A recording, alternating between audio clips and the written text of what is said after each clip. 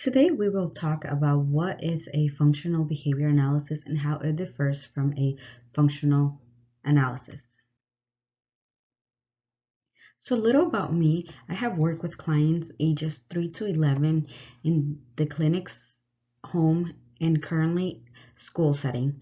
I'm a lead RBT, which is a position in a school program with multiple clients. My current title is Behavior Student Analysis, where I work along my BCBA and she supervises me as I get to do most of the assessments on my own. Since I started working about 8 months ago, I have had multiple experiences with ABAs and other types of assessments. I have yet to perform a single FA, but I do have a little bit of experience observing a BCBA perform one. Introduction. Functional behaviors assessment and functional analysis are ways to figure out what causes a behavior. They involve different assessments and observations to figure out the main function or what is causing it.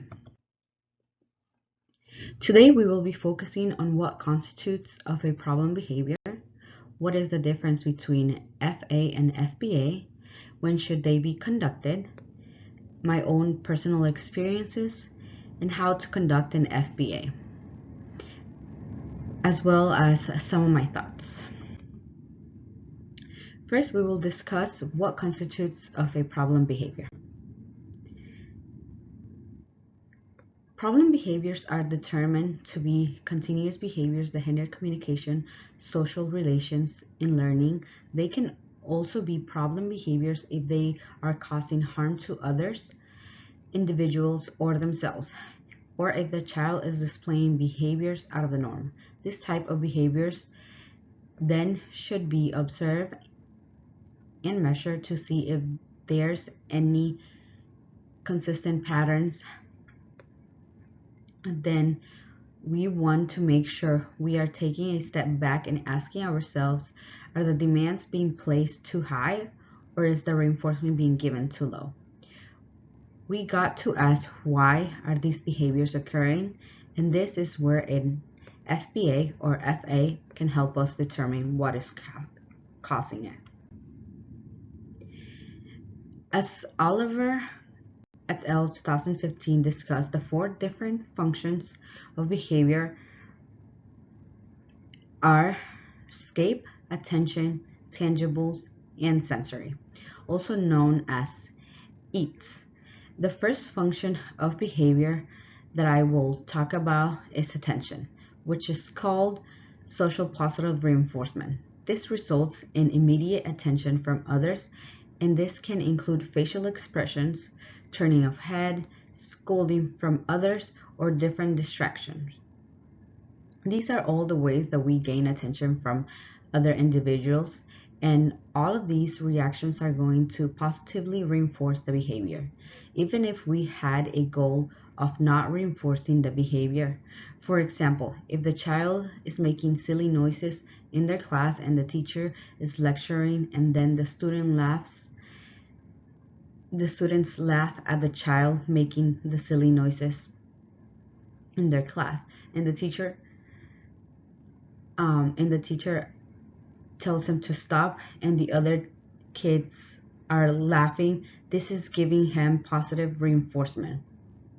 So in the future, it will lead him to do more of the silly noises to get that attention. The second function I'll talk about is tangible reinforcement. These are behaviors that result from accessing materials or reinforcing stimuli. So this could be toys or different edibles. We use this in our daily lives when we're watching TV and we're trying to get our favorite show. So we press a button to get our favorite show. When it doesn't work, we might engage in less desirable behaviors such as throwing the remote or yelling, why is the TV not working? Instead, we need to learn a more functional approach to this by finding a solution to the problem, such as replacing the batteries or checking that all the cables are connected correctly. Then we have automatic reinforcement, which is otherwise known as sensory.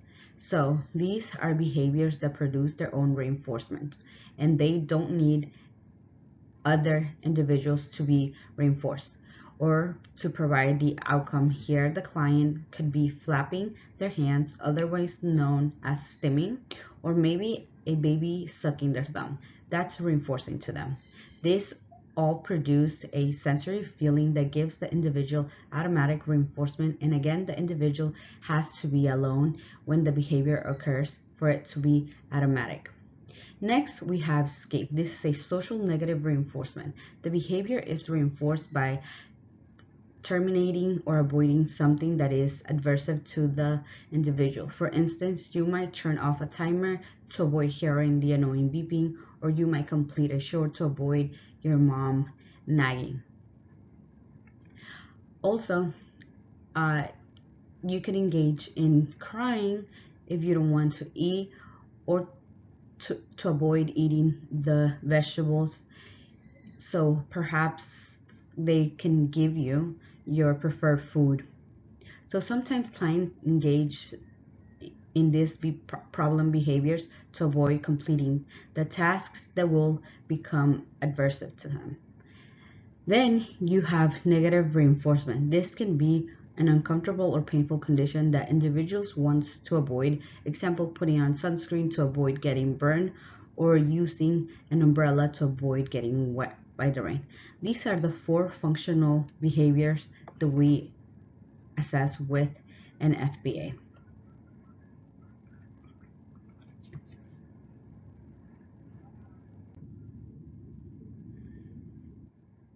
How is a functional analysis different from a functional behavior assessment? Functional analysis is often used by researchers and practitioners as part of an FBA process. While an FBA does not have to include an FA, it can be beneficial in some scenarios. In research, an FA is used to demonstrate that behavior is motivated by a certain function as part of the evaluating some sort of treatment. In practice, FAs can be used in results with behavior data collection are unclear, or if the behavior is severe and requires definite determination of function before beginning treatment. Here we'll talk more in depth about what a functional behavior assessment is.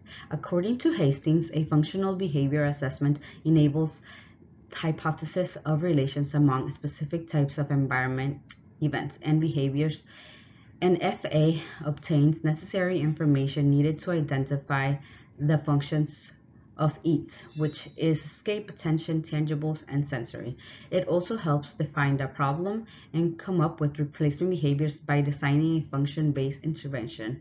There are 3 different methods of an FBA. You have descriptive, indirect, and functional analysis. So you have descriptive, the direct observation, natural occurring conditions, where you have continuous and narrative ABC recording in a scatter plot. Whereas an indirect assessment, you're going to interview parents, teachers, and have them fill out rating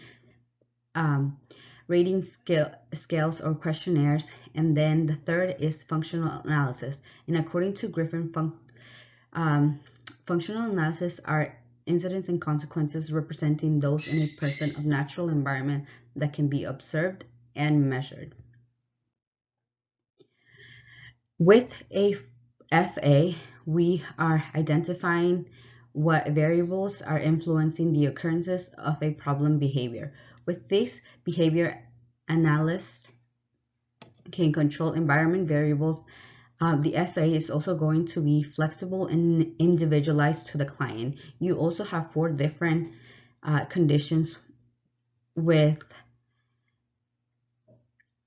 3 being test conditions and 1 being control conditions. To manipulate these variables, some of the advantages of these tests is that they yield a clear demonstration of variables that influence the occurrence of problem behavior, but there are a lot of limitations that come with it, such as a temporary increase of undesirable behavior or creates new functions for the behavior, and then when you contribute the settings, they may not bring out the same influences that natural environments do.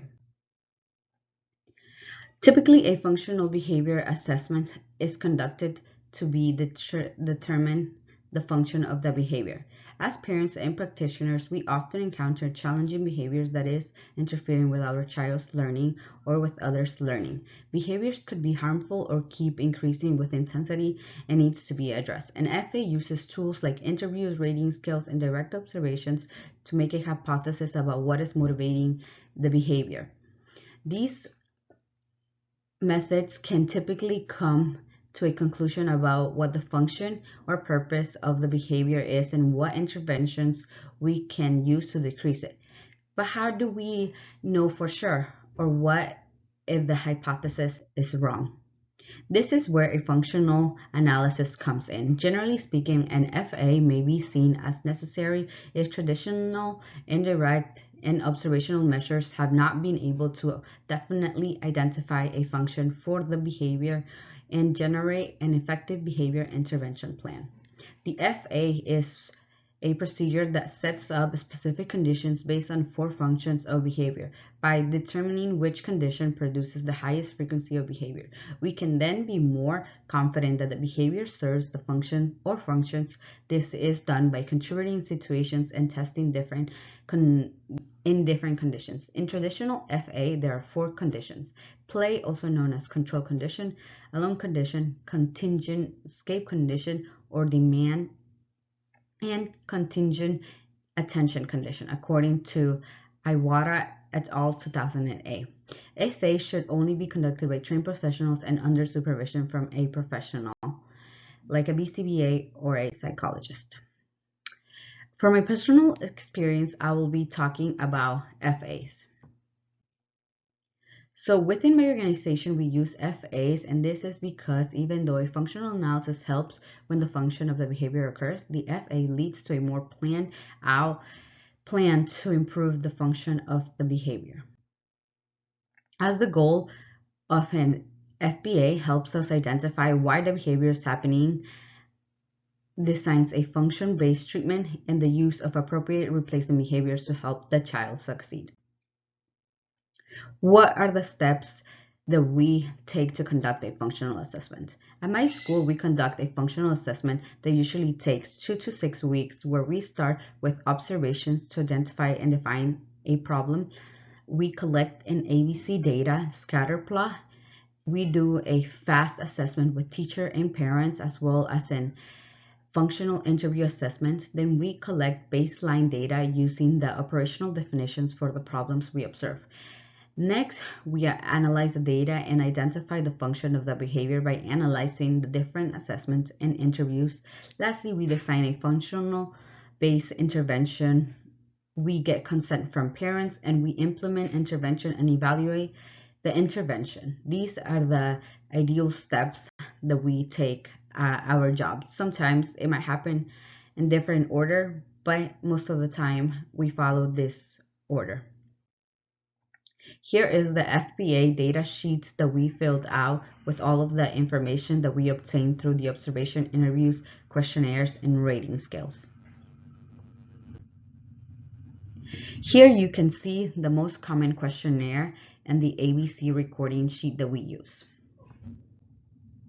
In conclusion, I would like to have the opportunity to complete or assist conducting an FA.